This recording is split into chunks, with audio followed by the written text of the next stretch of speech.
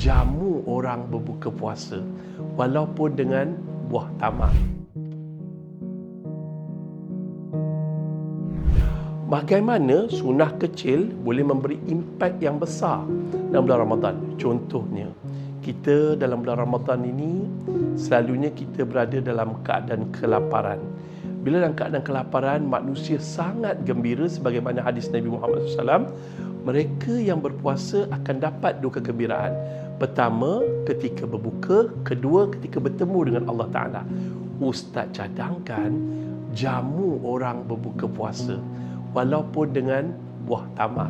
Kalau boleh tuan-tuan tengok suasana di dalam bulan Ramadan, terutama di Mekah, mana bentang safrah, orang letakkan makanan, orang berebut-rebut nak jamu orang berbuka puasa. Abbas dan tahniah pada ibu-ibu yang memasak di rumah sepenuh bulan Ramadan.